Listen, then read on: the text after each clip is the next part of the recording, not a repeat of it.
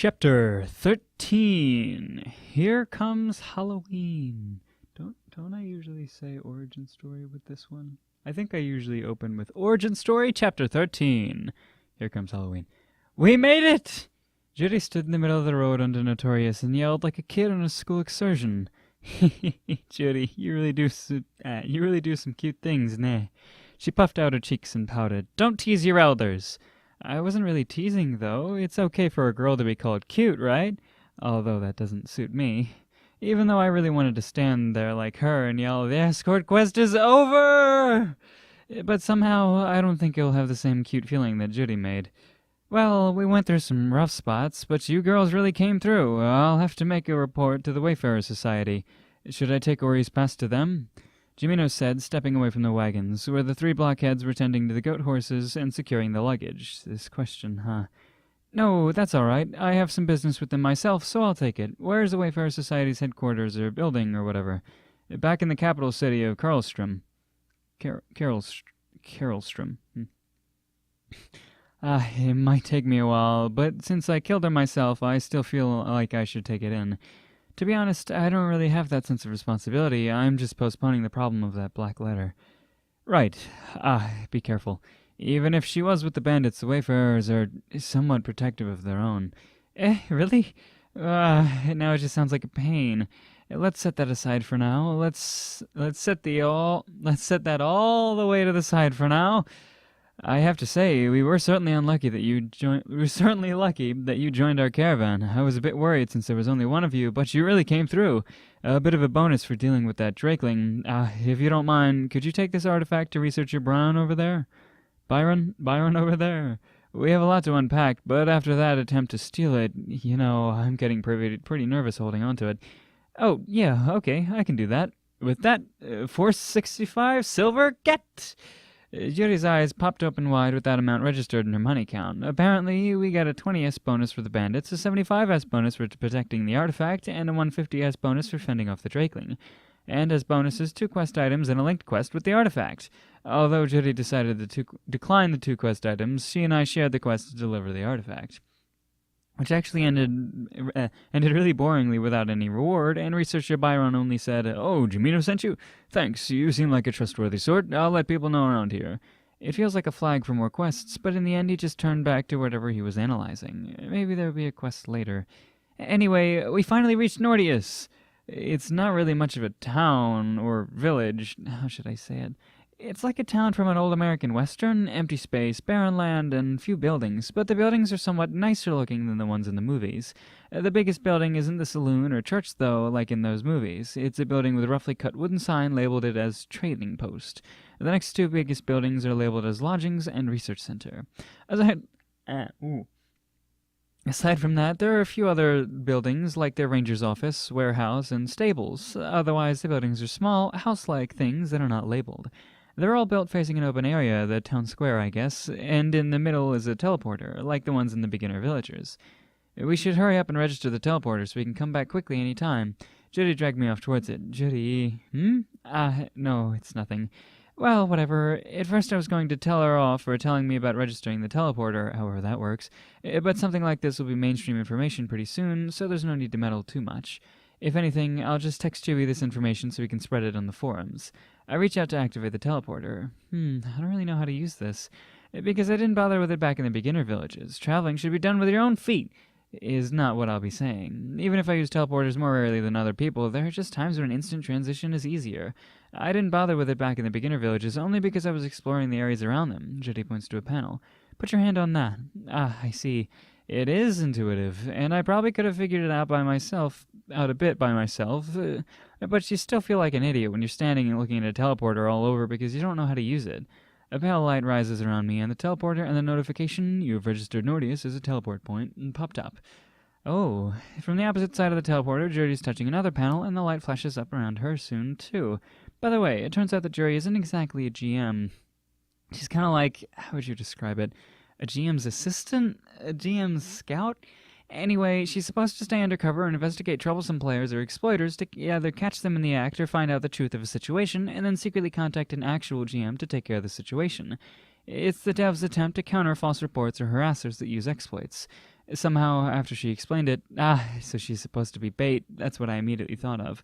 But anyway, Jody doesn't actually get a lot of perks from her position, considering that she's supposed to be as close to a regular player as possible. She has an invulnerability mode, versus player damage only, access to the GM-only chat channel, and ability to teleport any company player avatar to her location without any CD.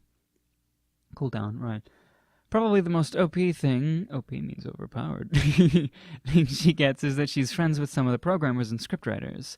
Over lunch break, she begs them to tell her more about the game and help her. If it were anyone else, I'd be thinking they were totally trying to cheat, but because it's Judy, I can see her panicking with a notebook in hand, furiously taking notes and thinking that it's all important information you have to know to be able to play the game. Naive, full support, and new to gaming. She really is bait, isn't she? Now then, since I've registered, what should I do? Break the party and go exploring? Even if it was a pickup group. I didn't know that. I thought it was... never mind, no. We did get along, and I'd feel bad about just leaving such an underpowered acquaintance. But the most dangerous places are probably going to be where I'll be going to, and I'm originally a solo player to begin with.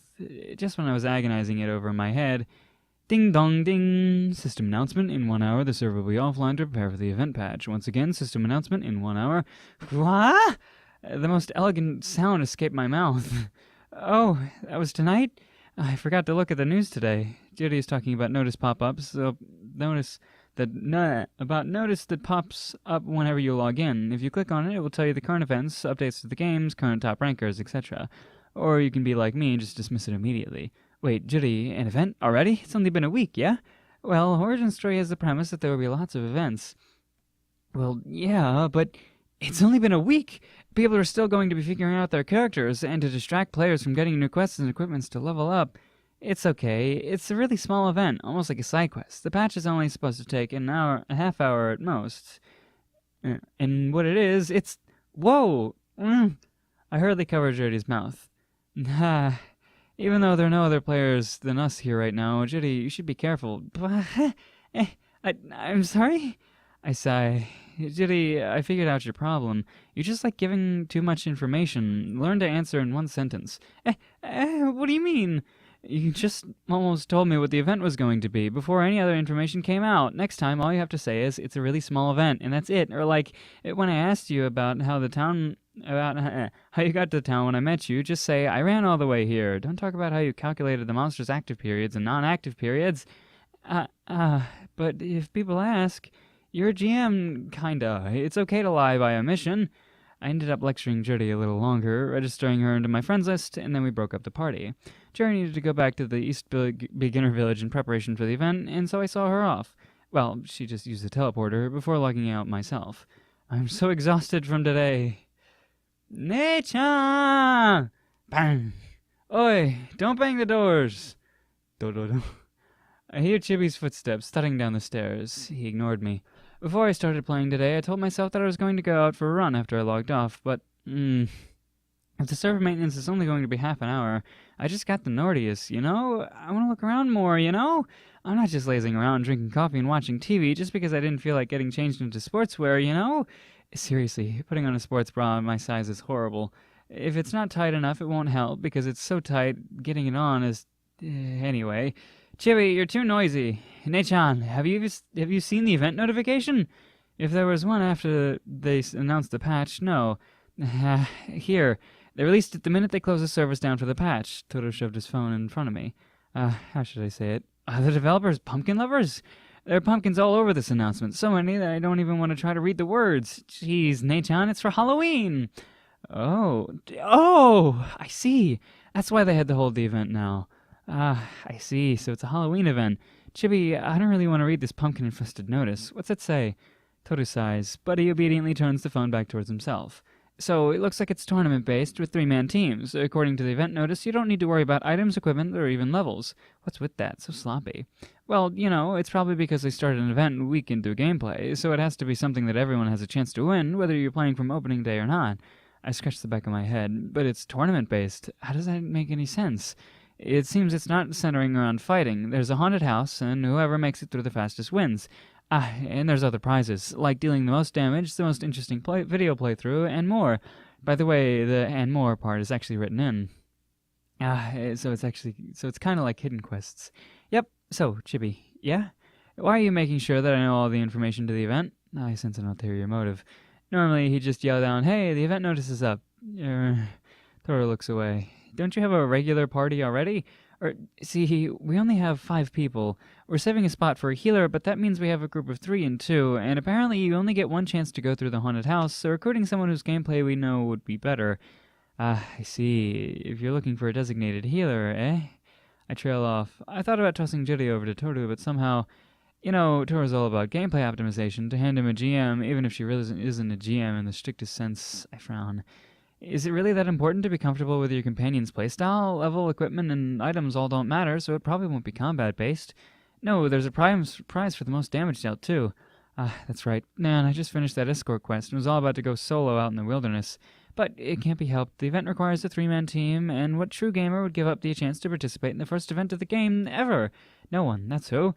To Toru, who is looking apprehensively at me, I finally give up my act and say, "Fine, I'll join you." Yahoo! We're definitely going to get that most interesting playthrough prize now. Huh? That's what you were after? It's Chibi. Before I could say anything else, both Toru and my phones sounded as a mail came in. OriginStory the VRMMO has finished its maintenance. Please log in to enjoy the new content. When I logged back in, the entire area was covered in pumpkins, and... no, just kidding, I'm still in Nordius, and it's still Wasteland. I was expecting some Halloween decorations here and there, but, it's a small update, so there's nothing here. A small flashing icon appeared. Oh, my first mail, huh?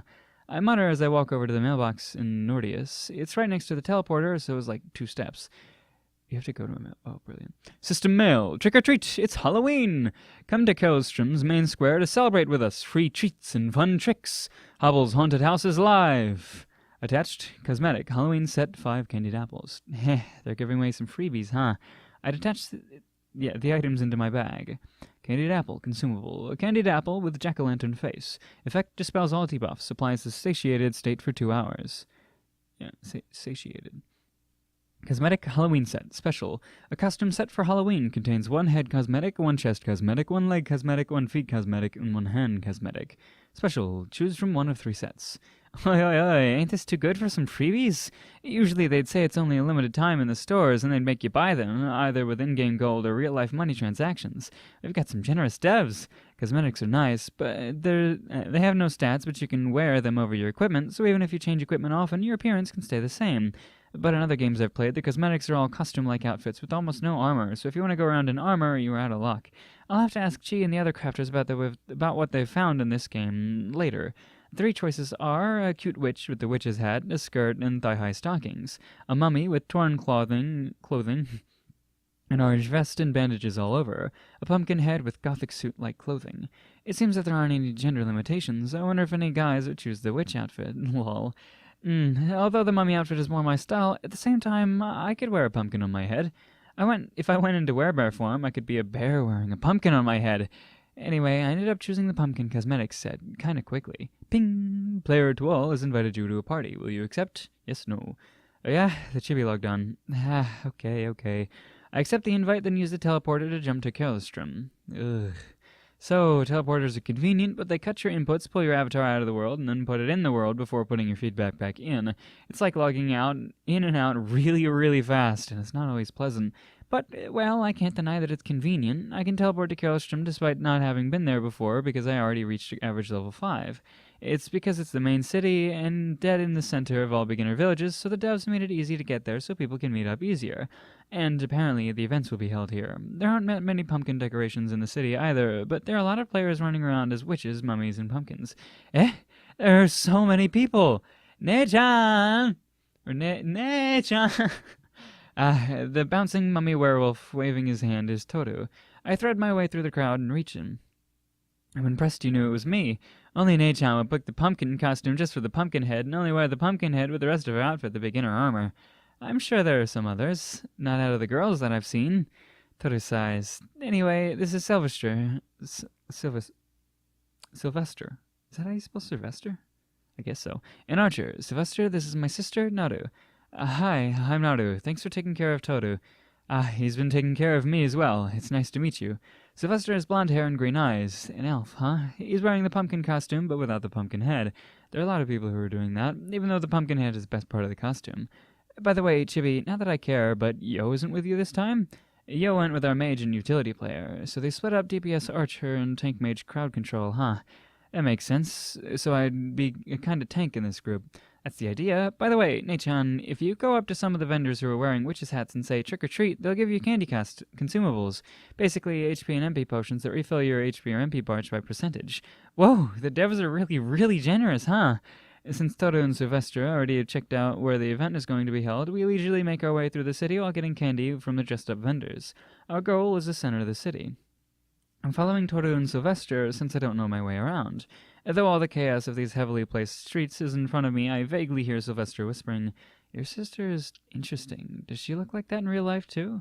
Huh? What do you mean? She doesn't wear a pumpkin on her head. No, I mean, yeah. I roll my eyes, even though no one can see. I have to ask Chi about some chest bindings. This is the weirdest parts to read. In the dead center of Karlström... Is it? Whatever. City is a large open area surrounded by most of the main player facilities, like the bank, crafting station, and that kind of thing. In the dead center of that area is a large field of grass, more or less fenced in. In the dead center of that field is a house. It's a house that is perfectly a haunted house. Around it is all the Halloween decorations I expected to find. Tiny flittering bats darted here and there through the pumpkin patches. The house was run down and broken in places, and even the atmosphere seemed chilly and bleak. Music was coming from the house. It's Halloween-type music, but not gloomy or creepy, like a mischievous BGM. Yeah, usually this spot is just a bare patch of grass with the fences, but they set up this haunted house in the maintenance. Doro gestures at the city square. There's a mob of people here. I wonder if we can get through anytime soon. Well, we have to talk to the event NPC over there. Well, one of them. Then you can enter the house. It doesn't seem like there's a limit to entering the house, so it should go fast. There are about 20 to 30 event NPCs spaced out all over the front lawn of the house. Even though there's this many people, there are quite a few NPCs here. Quite a few, yeah, NPCs free. Now, most of the people are just here to look. Probably. There are probably a lot of people who want to wait until there's information about the event before they attempt it. Toro's one of the people who prefers to tell people than be told, so that's why we're challenging it right away. And I'm the impatient type. I quickly walk up to one of the NPCs, a girl dressed in a cute witch costume, but in purple instead of orange. Well, let's hurry up. Excuse me, pretty lady, could you tell us about the house that appeared here? My, what a charmer. Welcome. Are you three together? Who is the party leader? That's me. Yes, we're a party, Toro said as he stepped forward. Well, we call this house the Hobble's Haunted House. Once a year, for 21 days, that is 63 hours, the house appears in Karlström, in the old house of a researcher named Hobble. People say the things he was researching were better left unknown. Who knows? Perhaps the remnants of his research are what causes the house to be like this. How interesting. Is Hobble still alive? The NPC shrugs at my question. No one knows. Only those brave enough to enter the house would have the hopes of finding out. However, the house does strange things to people who enter. Like what? Toro asked. They say the house turns you into other people who have tried to survive the house. Beat, Kor, and Ilum were three explorers who were tasked with finding Hobble many, many years ago, before the house began to disappear and reappear. For some reason, those who enter the house take their place. Who knows? Perhaps they also part of... Perhaps they are also part of the reason as to why the house has become like this. She keeps saying, who knows, in a really theatric voice. Who knows? Hey, you're kind of having fun with this, huh? I say, laughing. Well, it's been many, many years since the house began showing up, and since no one dies or anything, we've begun to have a little fun. Adventurers challenge the house now every time it shows up, and we've been making a contest of it. There are recording points through the house, and how you challenge it will be recorded. These are prizes based on different categories, like making it all the way through the fastest, doing the most damage, and the most interesting playthrough, to name a few of the categories. The prizes all include a large set of Halloween candy and a pet jack-o'-lantern, among other things. I see. Anything else we should know? The house only lets you try it once. Even if you disconnect along the way, the rest of the party will just have to make up for you. So take some precautions before you enter the house. None of your equipment, items, or talents will matter since you are turned into Beat, Core, or Ilium. You will use their equipment, items, and talents. Although it might get scary, you won't die or anything, so just have fun, explore the house, and try out the talents that will be given to you.